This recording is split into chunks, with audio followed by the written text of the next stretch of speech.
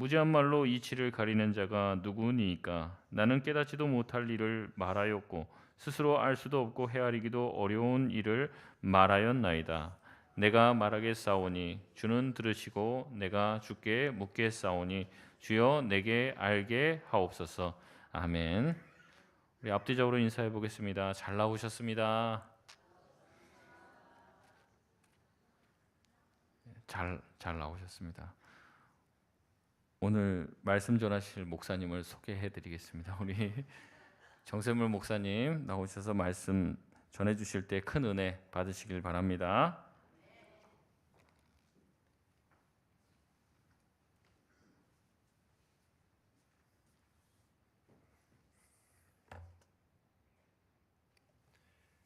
섭리에 대한 무지라는 제목으로 말씀 증거하도록 하겠습니다.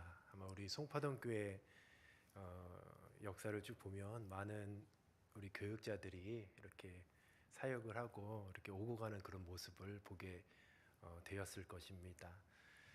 저도 이제 부교육자로서 또 여러 교회를 한 이제 세 교회입니다. 이번이 세 번째 이제 교회로 이렇게 섬기게 되었는데, 이 교회에서 이제 사역을 하면서 부교육자들의 그런 애환이 있어요. 그 애환은 이제 사역지를 옮기는 이제 그런 과정 중에서 또 많은 어려움들이 있고 또 상처들이 있고, 또 이제 사역지를 옮기면 또 거기서 새로 다시 이제 시작을 해야 되는 거죠. 새로운 성도님들과 이제 또 다시 원점에서 시작되는 거죠. 어떤 그런 사역지를 옮기고 뭐 그런 부분에 대한 피로감이 이제 없지 않습니다. 그래서 이 세 번째 제가 이제 교회로서 사역을 이제 감당을 했는데, 우리 송파동 교회에서 이 사역을 하면서 특별히 우리 성도님들, 우리 담임 목사님과 우리 당회장분들과 우리 성도님들이 너무 많은 또 사랑을 해주셔서 너무 감사를 드리고, 보통 이제 가면 끝이거든요. 그런데 특별히 우리 송파동 교회는 1년 제가 무상 서비스를 제공하도록 하겠습니다. 여러 인수인계 과정에서 혹시나 뭐 잘 안 되는 부분이 있으면 제가 무상으로 직접 와서 잘 교회 사역이 이루어지는데 차질 없도록 최선을 다하도록 하겠습니다. 그만큼 받은 사랑이 많고 또 그 받은 사랑을 늘 기억하면서 또 그 사랑을 제가 생각하면 더 이제 앞으로의 사역에 힘이 날 것 같습니다. 우리 성도님들 너무 감사드리고, 우리 또 좋은 이런 사역의 현장에서 또 다시금 이렇게 말씀을 설 수 있는 그런 기회를 주신 우리 주님께 감사드리고, 그리고 성도님들께 감사를 드립니다. 오늘 욥기 42장은 욥기 전체의 결론 부분입니다. 하나님의 주권과 또 욥의 회개, 그리고 하나님의 축복이 중심적으로 다루고 있습니다. 욥기는 굉장히 많은 분량을 할애하고 있고, 거의 대부분이 이제 치열한 논쟁의 난타전을 이렇게 그리고 있습니다. 그리고 그런 난타전의 끝에 이제 고난이란 주제를 가지고 여러 가지 이제 난타전을 하고 또 말싸움을 하는 가운데 드디어 이제 42장 끝맺음을 하고 있습니다. 그런데 특별히 고난이 큰 주제가 있는데, 욥기에서는 끝까지 고난의 이유를 밝히고 있지 않습니다. 그러니까 욥이 왜 고난을 받고 있는지 바로 그 이유를 밝히고 있진 않아요. 근데 오늘 이 본문 말씀 42장을 쭉 보면 오히려 이제 욥의 고난의 이유를 밝히지는 않고 욥이 하나님을 새롭게 인식하고 또 그 주권을 인정하는데 오히려 초점을 맞추고 있습니다. 욥이 왜 그런 고난을 당했는지는 전혀 성경은 관심을 갖고 있지 않은 것 같아요. 특히 오늘 이 42장은 욥의 회복을 통해서 하나님의 은혜와 신실함을 보여주는 또 그런 내용을 담고 있어요. 우리가 2절을 다시 한번 읽어보도록 하겠습니다. 2절 같이 한번 읽어볼게요.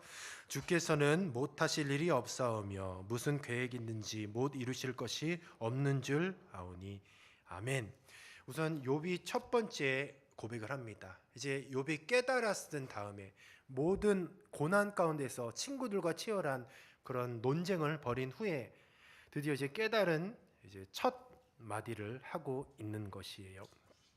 주께서 못하실 일이 없사오며 무슨 계획이든지 못 이루실 것이 없는 줄 아나이다라고 말씀하고 있어요. 이것은 결국 하나님의 주권을 인정하는 내용입니다. 바로 욥의 첫 번째 고백은 하나님의 전능하심과 계획의 완전함을 지금 인정하고 있는 것이에요. 이사야 55장 8절에서 9절 말씀을 보면 이는 내 생각이 너희의 생각과 다르며 내 길은 너희의 길과 다름이니라. 여호와의 말씀이니라. 이는 하늘이 땅보다 높음 같이 내 길은 너희의 길보다 높으며 내 생각은 너희의 생각보다 높으니라 라고 말씀하고 있습니다. 오늘 이 42장 전까지만 해도 욥은 스스로 자기 자신이 하나님에 대해서 잘 안다라고 그렇게 얘기를 했고, 또 욥의 친구들도 마찬가지로 인과응보에 대해서 이야기를 하면서 바로 그 고난의 원인이 무엇인지 마치 아는 것처럼 스스로 이렇게 그렇게 얘기를 했습니다. 하나님에 대해서도 알고 고난의 원인에 대해서도 알고 서로 안다고 하면서 그렇게 피 터지게 싸우고 있었어요. 그런데 이제는 욥의 고백은 무엇이냐? 이제는 모른다라는 거예요. 나는 모르겠다라는 것입니다. 이사야도 고백했던 것처럼 내 생각이 너희 생각과 다르고 내 길은 너희의 길과 다르다고 하나님께서는 이사야 선지자를 통하여서 이렇게 깨닫게 하여 주셨습니다. 하늘이 땅보다 높음 같이 내 길은 너희의 길보다 높다라고 그렇게 말씀하고 있어요. 그러니까 하나님의 생각과 인간의 생각은 다르다는 것이요. 그러니까 이해할 수 없는 그런 차이에 있다라는 것입니다. 고린도전서 13장 12절 말씀에 보면 우리가 지금은 거울로 보는 것 같이 희미하나 그때에는 얼굴과 얼굴을 대하여 볼 것이요 지금은 내가 부분적으로 아나 그때에는 주께서 나를 아신 것 같이 내가 온전히 알리라라고 바울이 고백을 하고 있습니다. 바로 일맥상통하는 부분입니다. 지금 알지만 제한되게 아는 것, 부분되게 알고 있다라는 것이죠. 여기서 인간은 유한하고 하나님은 무한하다는 것을 계속해서 나타내고 있어요. 우리가 신앙생활 오래 하고 있지만 또 우리가 하나님을 안다고 이야기하지만 오늘 새벽에도 하나님을 잘 모르기 때문에 죄를 짓는다라고 이야기했잖아요. 우리는 하나님을 알지만 생각보다 하나님을 모르는 사람들이에요. 우리가 알지만 하나님에 대해서 과연 얼마나 알고 있겠습니까? 알지만 부분적으로 아는 것이고 굉장히 제한적으로 알고 있는 것이에요. 그런데 마치 우리는 하나님을 많이 알고 있는 것처럼 자세히 알고 있는 것처럼 그렇게 살고 있는 것이죠. 그래서 욥과 친구들이 싸운 거예요. 하나님을 잘 알고 있다라고 생각했기 때문에 그래서 서로의 의견을 가지고 그렇게 싸운 것이죠. 우리가 천국에 대해서 한번 생각해 볼 필요가 있어요. 천국이 보통 우리는 천국 하면 다 좋다라고 생각하는데 생각보다 많은 사람들이 천국을 그렇게 좋지 않게 생각합니다. 이유가 무엇이냐 하면 어떤 집사님이 계셨습니다. 어떤 집사님이 계셨는데 형님이 계셨어요. 형님. 그러니까 형님이 계시고 이제 형님이 계시고 그리고 모두 남자죠. 남자 형제가 이제 3명이 있었는데 사이가 별로 좋지 않아요. 사이가 서로 이제 형제간에 조금 다툼이 있었나 봅니다. 이제 사이가 별로 좋지 않은데 그 집안에 이제 김장을 해야 돼요. 김장 때문에 모여야 되는 거죠. 그러면 이제 둘째, 셋째, 넷째 이제 형제들은 막 곤욕인 거예요. 첫 번째 형님 만나기 싫다고. 첫 번째 형님 집에 가서 김장해야 되는데 김장하기 싫다고. 거기 가면 또 싸우는데 막 그러는 겁니다. 그런데 그 첫 번째 형님이 하나님을 믿는 이제 크리스찬이었습니다. 그래서 매일 이제 만나면 하는 얘기가 천국에 대해서 얘기를 하는 거죠. 예수님 믿으면 천국 간다고. 예수님 믿어야 천국 간다. 계속 이런 얘기를 하는 거죠. 그러니까 이제 둘째, 셋째, 넷째 이 동생들이 생각을 하는 거죠. 야, 맨날 저렇게 말로는 천국 얘기를 하고 예수님 얘기하는데 매일 하는 행동을 보면 동생들 괴롭히고 그리고 핍박하고 그렇게 못 살게 굴더라는 거예요. 그래서 모여서는 이제 천국 얘기를 하는 거죠. 그러면 이제 동생들이 생각을 한 거죠. 야, 천국이 만약에 우리 형님이 가는 곳이라면 나는 천국 안 간다. 응? 나는 천국 가기 싫다. 이렇게 생각을 하는 것이죠. 그래서 천국을 그다지 가고 싶지 않은 곳으로 그렇게 여겨지는 것이에요. 자, 우리가 천국 하면은 뭐가 생각나냐? 영생이죠, 영생. 천국은 영원한 곳입니다. 시간의 개념이 없는, 끝이 없는 곳이에요. 그곳은 영원히 행복한 곳. 그런데 우리가 생각보다 천국에 대하여서 또 영생에 대하여서 그렇게 많이 알고 있지 않아요. 그러면 또 제가 한번 질문을 한번 해보도록 하죠. 천국에 가면 지금 우리가 결혼을 하잖아요. 결혼을 하면 나의 배우자, 내 남편, 내 아내 천국 가면 알아볼 수 있을까요? 없을까요? 있을 것 같습니까? 예, 알아볼 수 있겠죠. 자, 그러면 천국에 가면 내 남편과 내 아내, 이 땅에서는 이제 남편과 아내 부부였잖아요. 그럼 천국에 가면 부부입니까? 부부 아니에요? 알잖아요, 서로. 내 남편이었고 내 아내였는데, 부부 아니에요? 부부인가요? 근데 이런 고민들을 하시는 분들 중에서 또 이런 분이 있습니다. 만약에 천국에 갔는데 영생이잖아요. 끝이 없는 곳인데 만약 그곳에서 지금 내 결혼을 한 내 아내 혹은 내 남편과 만약에 천국에서 똑같이 부부라고 한다면 그곳은 천국이 아니다. 그렇게 이야기를 하는 거예요. 그러니까 오히려 영생이 좋은 의미에서 받아들여지지 않는 거예요. 그러니까 우리가 천국에 대해서, 영생에 대해서 잘 몰라요. 어떻게 될지 그리고 상상도 잘 안 합니다. 그냥 다른 먹고 사는 문제들도 많이 있고 뭐 이런 일 저런 일 있고 하니까 천국에 대해서, 영생에 대해서 좀 애매모호하게 그렇게 안다라는 것이죠. 그래서 고린도전서 13장 12절에 사도 바울도 얘기하는 거예요. 우리가 지금은 거울을 보는 것 같이 힘이 하나 그때는 얼굴과 얼굴을 대하여 볼 것이요 지금은 내가 부분적으로 아나 그때는 주께서 나를 아신 것 같이 내가 온전히 알리라 라고 말씀하고 있어요. 그러니까 우리가 이 땅에서의 가지고 있는 지식, 하나님에 대한 지식, 천국에 대한 지식, 영생에 대한 지식들이 얼마나 부분적이고 제한적으로 알고 있다라는 것을 우리는 알아야 돼요. 근데 마치 다 아는 것처럼, 모든 것을 통달한 것처럼 그렇게 생각을 한다는 거죠. 그래서 우리가 천국에 대해서 이야기를 해보라고 하면 실질적으로 천국에 대해서 이야기를 잘 못해요. 사두개인들과 또 부활의 논쟁, 예수님께서 사두개인들과 부활의 논쟁을 한 그런 부분이 있습니다. 마태복음 22장 28절에서 30절인데 제가 읽어드릴게요. 그런즉 그들이 다 그를 취하였으니 부활 때에 일곱 중에 누구의 아내가 되리이까? 예수께서 대답하여 이르시되 너희가 성경도 하나님의 능력도 알지 못하는 고로 오해하였도다. 부활 때에는 장가도 아니가고 시집도 아니가고 하늘에 있는 천사들과 같으니라고 말씀하고 있어요. 바로 부활의 때에서, 그러니까 여기서 우리가 알 수 있는 것이 천국에 대해서 또 부활에 대해서 우리는 완전히 알고 있지 않아요. 사도개인들도 부활에 대해서 잘못 알고 있었던 것이요, 부분적으로 알고 있었던 것이죠. 그런 하물며 우리가 영생의 것들도 잘 모르는데, 그러니까 현실에서도 마찬가지예요. 우리가 살고 있는 현실도 우리가 다 아는가라고 말한다면 우리는 현실도 잘 모르는 경우가 많이 있습니다. 왜냐하면 욥기를 보십시오. 욥기에 어디를 봐도 고난의 원인이 무엇인지를 설명하지 않아요. 이 말이 무엇이냐면 우리 인생에 우리가 닥치는 수많은 고난들이 있고 어려움들이 있을 것입니다. 우리는 몰라요, 그 원인을. 그리고 끝내 몰라요. 모르면 뭐 어떻게 살라는 말입니까? 바로 그 우리의 연약함을 인정해야 된다는 겁니다. 우리가 마치 무엇인가 아는 것처럼 현실도 몰라, 영생도 몰라, 천국도 몰라. 그냥 부분적으로 알고 제한적으로 알고 있는 것이죠. 욥이 바로 42장에서 바로 그걸 깨달은 거예요.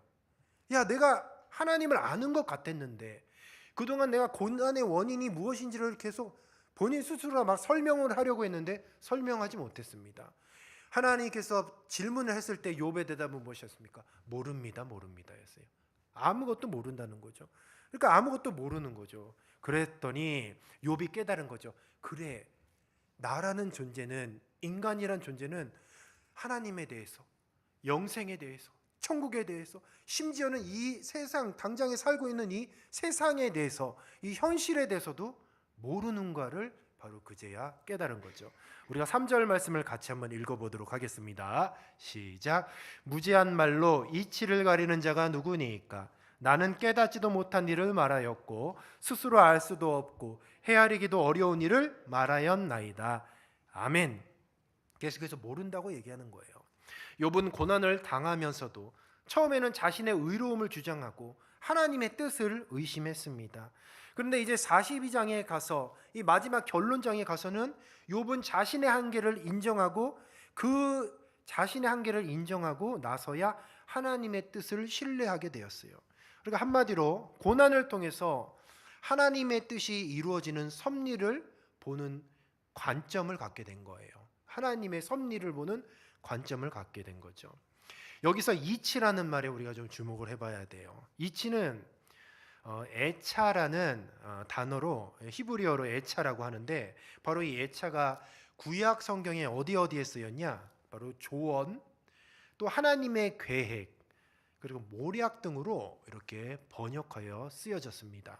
그러니까 애차는 하나님께서 공들인 계획이라고 보시면 돼요. 하나님께서. 그런데 지금 욥이 얘기하잖아요. 무지한 말로 이치를 가리는 자가 누구니까? 자기는 하나님께서 공들인 그 자신을 향한 어떤 한 개인의 인생을 향해 공들이셨던 그런 모든 섭리를 모르겠다라는 거죠. 그 애차를 모르겠다는 거죠. 그래서 하나님의 보통 이런 신학적인 용어 많이 쓰잖아요. 경륜, 섭리, 예정. 그러니까 이 모든 말들은 결국 하나님께서 창세 전부터 준비하셨던 치밀한 계획이에요. 저와 여러분의 삶이 그냥 우연히 되어진 것이 아니라 저와 여러분이 이 땅에서 태어난 모든 것이 하나님의 치밀한 계획 속에 이루어진 줄로 믿습니다. 바로 이것이 애차의 애차, 이치라는 거죠. 그래서 무지한 말로 이치를 가리는 자가 누구냐?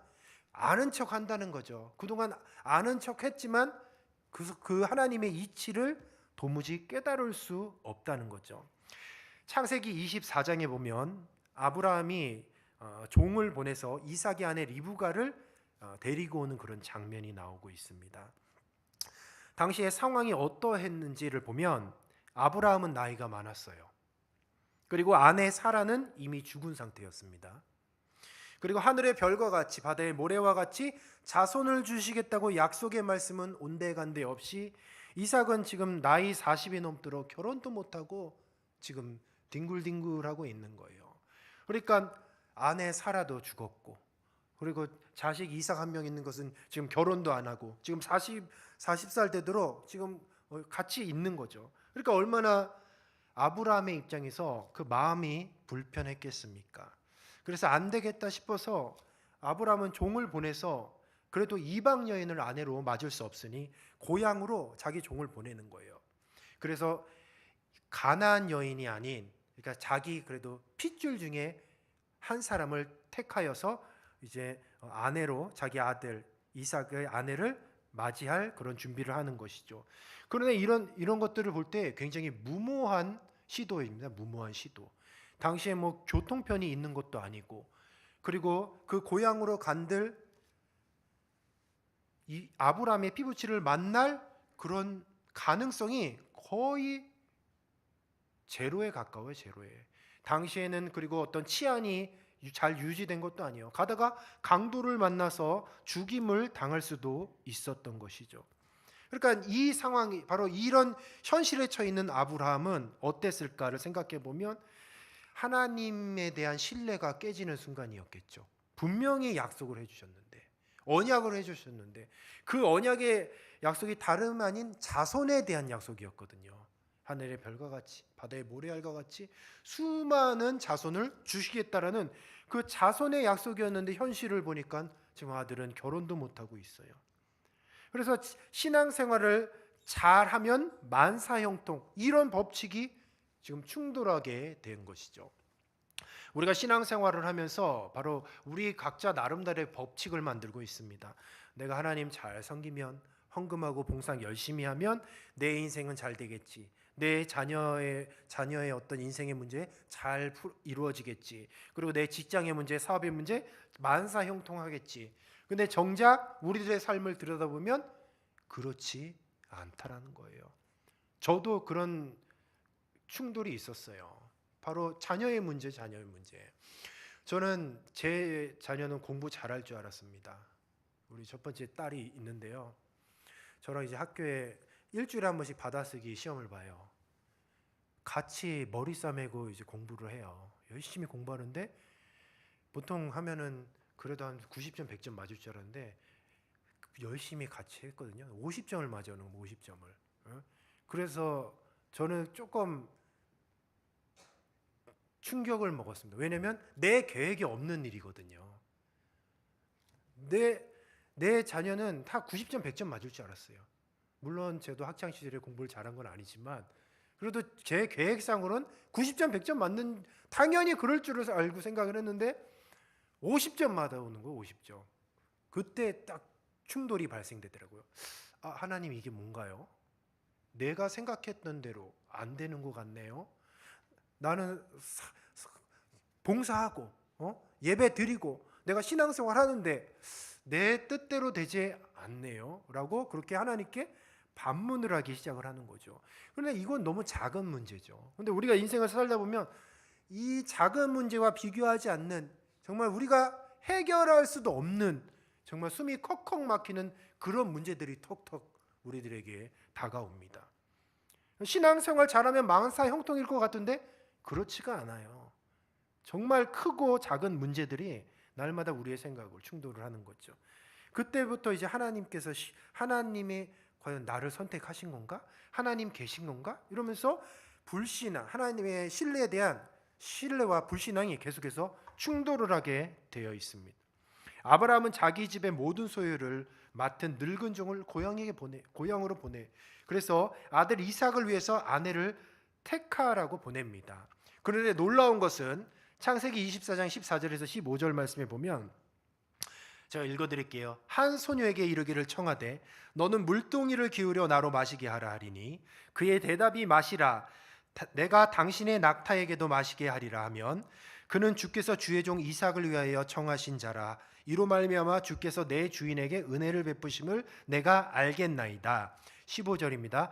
말을 마치기도 전에 리브가가 물동이를 어깨에 메고 나오니 그는 아브라함의 동생 나홀의 아내 밀가의 아들 부두엘의 소생이라 라고 말씀하고 있습니다. 그러니까 그 종이 말을 마치기도 전에 기적과 같은 일이 이루어진 거죠. 당시에 이런 하나님의 이거 섭리입니다. 이것이 하나님께서 개입하신 거죠. 인생과죠. 그런데 이 일이 있기 전에 어떤 일이 있었습니까? 아브라함은 늙었죠. 사라는 죽었죠. 그리고 이삭은 40살. 그래서 결혼 정령이가 지났는데 결혼하지도 못하고 있어요. 빈둥빈둥 그러고 있는 거죠. 그러면 아브라함이 얼마나 억장이 무너졌겠습니까? 그러면서 충돌하는 것이 무엇입니까? 하나님의 나의 인생을 책임져 주신다는 바로 그것. 하나님이 내 인생에 섭리하신다는 그 확실한 믿음에 계속해서 이제는 충돌이 발생되고 있는 거죠. 그러나 놀라운 것은 하나님께서는 아브라함의 그 마음을 아신다는 것이고 그리고 그 인생을 책임지고 계신다는 것이에요. 이미 아브라함이 그 고민을 하기 전에 하나님께서는 아까 애차라고 했죠. 이치. 하나님의 이치가 무엇입니까? 그 한 개인을 향하신 치밀한 계획이 계속해서 진행되고 있는 거예요. 그런데 아브라함은 물론 성경에는 불평했다고는 얘기 안 들었는데 틀림없이 불평했을 거예요. 우리 인생 가운데 왜 우리는 이런 불평이 나오는가? 닥쳐 있는 어려움 가운데 왜 우리는 주님께 하소연을 하는가? 결국 하나님에 대한 신뢰가 없기 때문이에요. 나를 향하신 이치, 나를 향하신 치밀한 계획이 저와 여러분에게 다 있는 줄로 믿습니다. 그런데 우리는 처해진 상황이 아니라는 거죠. 당장 눈에 보이는 현실이 아니라는 것이요. 그래서 하나님을 안다는 것이 어떤 의미가 있냐? 보통 하나님 얼만큼 압니까? 저 하나님 잘 알아요. 그리스도인에게서 하나님을 안다라는 것이 어느 수준이냐? 바로 오늘 본문 말씀에서 정확하게 기록되어 있어요. 우리는 뭐 하나님을 아는 뭐 지식, 하나님을 아는 뭐 경험을 이야기하지만 욥은 하나님을 안다는 것이, 지금 하나님을 안다는 것이 뭐냐? 그분은 이해할 수 없는 분이라는 것을 깨달은 것이 하나님을 안다는 거예요. 욥기 42장에서 깨달은 것이 있다면 하나님은 이해할 수 없는 분이라는 거죠. 우리가 얼마나 하나님을 안다고 이야기했습니까? 정말 하나님을 안다고 한다면 우리 삶 가운데 어려움이 닥쳤을 때 하나님을 원망하면 안 되죠. 근데 우리가 왜 원망하는지 아십니까? 왜 그렇게 투덜거리는지 아십니까? 하나님을 잘 모르기 때문이에요. 하나님을 안다고 자부했을 때 고난이 찾아오면 그 고난은 이해가 안 돼요. 하나님이 그러실 분이 아닌데, 그러니까 내가 아는 지식으로 하나님을 그리는 거죠. 내가 아는 하나님은 그런 분이 아닌데, 하나님은 그러면 안 되는데, 이렇게 하나님을 내 작은 머리로, 내 작은 생각으로 만드는 거예요. 그런데 한 발짝 더 그분에게 다가간다면 그분은 우리가 이해할 수 없는 분이라는 걸 깨닫는 거예요. 그렇기 때문에 지금 내가 겪는 고난 속에서 이해가 안 되는 부분이 당연히 있잖아요. 그런데 하나님은 어차피 내가 이해할 수 없는 분이기 때문에 이해할 수 없는 고난이 와도 그것은 당연한 것이에요. 세상에 여러분들이 생각하시기에 세상에 질서가 있습니까? 아니면 무질서합니까? 질서가 있는 것 같아요? 아니면 무질서한 것 같습니까? 예? 뭐 반반인 것 같은데, 무질서하다라고 생각하시는 분들이 있어요. 근데 그렇게 생각하시는 분은 지금 뭐 전쟁이 일어나고 있잖아요. 그리고 20억 명의 사람들이 지금 굶어 죽어가고 있어요. 지금도 약하고 불쌍한 사람들이, 돈과 권력이 많은 사람들의 착취를 당하고 있습니다. 세상엔 정말 보면 무질서한 세상 같아요. 그런데 하박국도 이런 고민을 했습니다. 하박국 1장 2절에서 4절인데요. 여호와여, 내가 부르짖어도 주께서 듣지 아니하시니 어느 때까지니까? 내가 강포로 말미암아 맺혀도 주께서 구원하지 아니하시나이다. 어찌하여 내게 죄악을 보게 하시며 패역을 눈으로 보게 하시나이까? 겁탈과 강포가 내 앞에 있고 변론과 분쟁이 일어났나이다. 이러므로 율법이 해이하고 정의가 전혀 시행되지 못하오니 이는 악인이 의인을 애워쌌으므로 정의가 굽게 행하여 짐이니이다 라고 하박국이 호소하는 거예요. 결국 하박국이 본 세상은 하나님 무질서합니다. 하나님이 없는 것 같아요 라고 이렇게 이야기하는 것이죠. 그런데 욥기 38장 8절에도 이렇게 기록되어 있어요. 바닷물이 태에서 나옴 같이 넘쳐 흐를 때에 문으로 그것을 막은 자가 누구냐라고 기록되어 있습니다. 무질서와 질서를 논할 때에 바다를 한번 생각해 보십시오.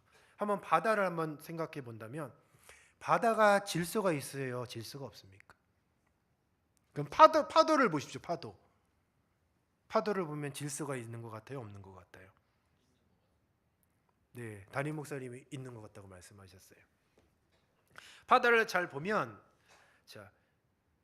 파도가 막 치잖아요. 막 뒤집어 엎잖아요. 막 파도가 그렇잖아요. 이렇게 잔잔하게 가지 않고 뒤집어 엎고 마치 눈으로 볼 때는 무질서하게 치는 것 같아요. 그런데 자세히 보면 바다, 그리고 바다가 치는 파도는 땅의 경계를 넘습니까? 안 넘습니까? 안 넘죠.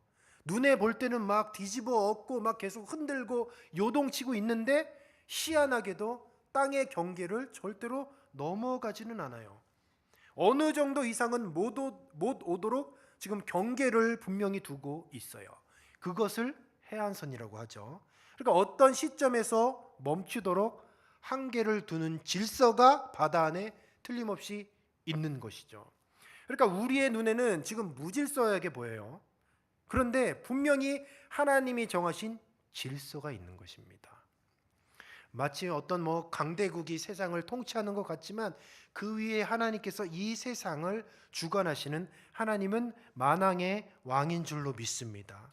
그렇다면 우리의 눈에는 무질서하게 보이지만 분명히 질서가 있다라는 거예요. 바다처럼, 파도처럼 그런 질서가 있는데 우리 인생에, 그러니까 이 영적인 눈에 무엇을 봐야 되냐? 바로 그 무질서 속에서 질서를 봐야 되는 거예요.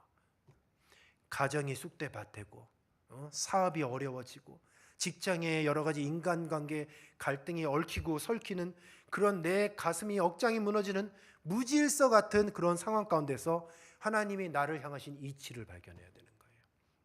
하나님이 나를 향하신 그 치밀한 계획이 그럼에도 불구하고 계속해서 이어져 가고 있다는 것을 발견하는 것이 바로 그리스도인인 줄로 믿습니다.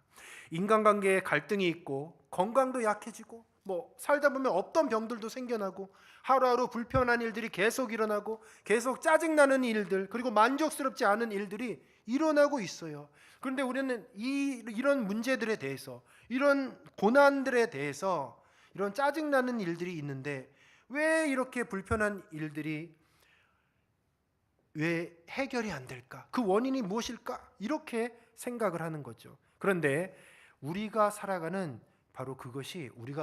질서라는 것을 깨달아야 되는 거예요. 우리 내면에 우리가 알지 못하는 분냄이 있습니다. 그 분이 어떤 분이냐면 내 생각대로 되지 않을 때, 우리는 하나님을 믿고 하나님을 인식하는데 그리스도인들이 마음에 분이 있어요. 내 뜻대로 되지 않는 것에 대한 하나님에 대한 원망, 내 뜻대로 일이 풀리지 않는 것에 대한 하나님을 향한 어떤 적대적인 마음이 계속해서 차곡차곡 쌓여지고 있어요. 그런데 우리는 그래서 계속 무질서라고 생각하는 거죠. 근데 주님께서는 그 무질서 안에서도 질서를 놓고 계속 가고 있는 것이요. 근데 우리는 그것을 깨닫지 못하고 분이 쌓이는 거예요. 분이 쌓이면 어떻게 되죠? 스트레스를 받죠. 스트레스를 받으면 어떻게 됩니까? 경직되죠. 신앙생활이 경직돼요. 다윗이 왜 주님 앞에 그렇게 자유로운 예배자였을까요? 그는 경직되지 않아서 그래요. 바로 이 이치를 깨달았기 때문입니다. 하나님은 이해할 수 없는 분임을 인정하면 그러나 이 모든 것들이 가능하게 되는 거예요. 그러니까 하나님이 하시는 일, 저와 여러분의 인생을 통해서 하나님이 하시는 일에 대해서 우리들의 마음속에 정서적인 화해가 필요하다는 거예요. 하나님이 하시는 일에 대해서 자꾸 우리가 불만을 내비쳐요. 그래서 자꾸 경직이 돼요. 스트레스를 받는 거죠. 근데 내 내면에 대해서 화해가 필요한 거죠. 그것을 놓아야 돼요. 경직되면 불편해지는 거죠. 범사에 감사하라는 말이 있죠. 이것은 대단한 말입니다. 하나님께서 범사에 감사하라, 사도 바울을 통하여서 저와 여러분에게 말씀하시잖아요. 어떻게 범사에 감사할 수가 있냐? 고난이 있는데, 환경이 어려움이 있는데, 근데 범사에 감사하래요. 왜 이 말이 얼마나 무거운 말이고 무서운 말이냐? 하나님께서 얼마나 자신이 말씀하시고 자신이 계획하셨던 그 계획에 자신이 있으면 범사에 감사라는 거예요. 하나님이 책임져 주시겠다는 거죠. 무질서 같은 그런 환경이지만 잘 보면 하나님의 질서가 있다는 거예요. 그리고 그 끝내는 선하신 하나님께서 하나님의 뜻을 이루고 가장 선한 길로 인도해 주실 것이기 때문에 지금 당장은 고난에 있을지라도 괜찮다는 거예요. 범사에 감사라는 것이죠. 바로 이런 고백을 누가 할 수가 있느냐? 바로 하나님에 대해서 깨달은 자만이 할 수 있는 줄로 믿습니다. 그리스도인은 자신이 이해하지 못하는 문제들에 만족하는 법을 배워야 돼요. 내가 이해하지 못하고 내가 풀지 못하는 그런 고난 가운데서도 그래 하나님이 하시겠지. 그래 하나님이 해결해 주실 것이야. 그래 하나님께서 끝내는 선한 길로 인도해 주실 것이야 라는 그런 마음이 있어야 되는 거죠.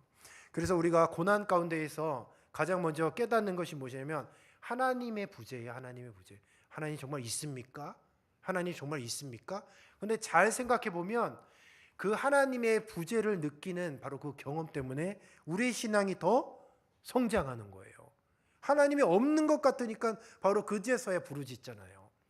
하나님이 없는 것 같으니까 그때부터 막 땅을 치면서 주님께 부르짖고 더 주님께 나아가잖아요.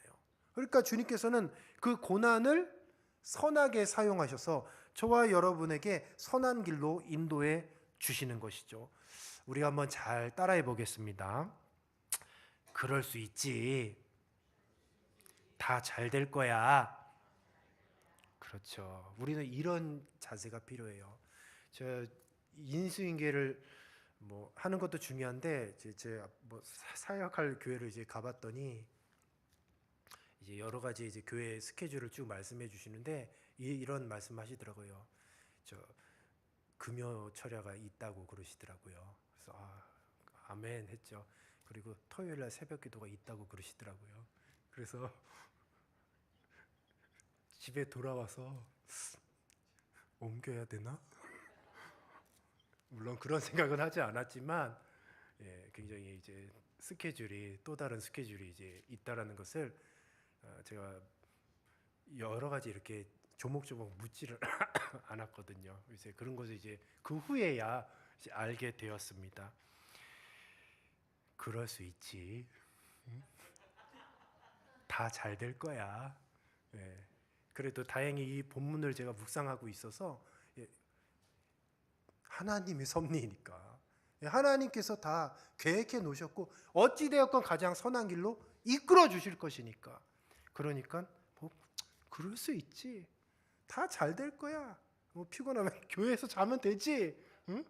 그렇게 넘어갈 수 있는 너그러운 마음이 있는 거죠. 그런데 그렇게 우리가 소화를 못 하잖아요. 항상 하나님에 대해서 적대적이에요. 마음에 불안감이 있어요. 시한폭탄 같아요. 그러면 교회 안에서 어떤 성도들과 하나가 되지 못하는 거죠. 시한폭탄처럼 언제 터질지 모른다는 거죠. 그러니까 내면에 스스로에 대해서 하나님과 화해가 있어야 되는 겁니다. 우리가 생각보다 하나님에 대해서 불만이 많아요. 불만이. 그것이 왜 불만이 많냐? 그것을 따지고 보면 스스로 하나님을 너무 잘 안다라고 생각하는 겁니다. 근데 그렇지 않다는 거예요. 우리가 4절 말씀을 같이 한번 읽어보도록 하겠습니다. 4절입니다. 시작. 내가 말하겠사오니 주는 들으시고 내가 주께 묻사오니 주여 내게 알게 하옵소서. 아멘. 김정한 목사님께서 설교 말씀에서 이런 말씀을 했어요. 하나님이 우리를 인도하는 길은 우회로입니다. 우리는 급해 죽겠는데 항상 하나님은 급할 것이 없다면서 돌아가라고 하신다. 우리가 생각할 때 요단강만 건너면 되는데 그 강을 건너면 빠져 죽는다는 거예요. 그래서 하나님께서는 우리를 우회의 길로 인도하시는 것이죠. 그래서 우리는 우회하면서 이 상류로 돌아가는 동안 신경질도 내고 그리고 하나님에 대해서 이제 불만을 이렇게 표출하고 그렇다는 거죠. 그런 상황 가운데 막 우리가 넉살 잡고 싸우면 안 되는 거죠. 그러니까 하나님과 막 다투면 안 되는 거예요. 그것은 하나님을 전적으로 신뢰하지 않는다라는 거죠. 이제 말씀을 정리하도록 하겠습니다.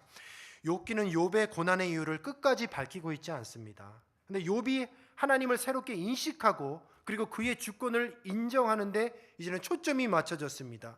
그리고서 그 욥, 그동안 자기 자신이 잘 안다고 했던 욥이 자신의 고난의 원인이 뭐 이런 이유가 있다 저런 이유가 있다라고 했던 그 욥이 이제 하나님을 깨닫고 이제는 하나님은 내가 알 수 없는 분이라는 그 사실을 깨닫고 비로소 욥이 했던 고백이 무엇이냐? 한번 따라해 볼게요. 주여 내게 알게 하옵소서. 나 아무것도 이제 모릅니다. 나 아무것도 몰라요. 이제 알게 해주세요. 이제 가르쳐 주세요. 이런 겸손히 귀 기울이는 그런 성숙된 신앙의 모습으로 변화되었던 것이죠. 이해할 수 없지만 그분이 이끄시는 대로 겸손히 신뢰하며 나아가는 자세를 이제 욥이 받게 되었던 것이죠. 고난을 이해할 수 없지만 고난의 의미는 분명히 있다는 사실을 우리는 꼭 기억해야 하겠습니다. 시편 119편 105절의 말씀에 이렇게 기록되어 있어요. 주의 말씀은 내 발의 등이요 내 길의 빛이니이다.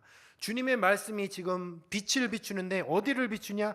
바로 발의 등을 비춘다는 거죠. 저 50m 앞 100m 앞을 비추지 않아요. 우리 주님의 말씀을 통해서 바로 한낱 바로 내 앞을 비춘다고 하셨어요. 이 말씀이 무엇입니까?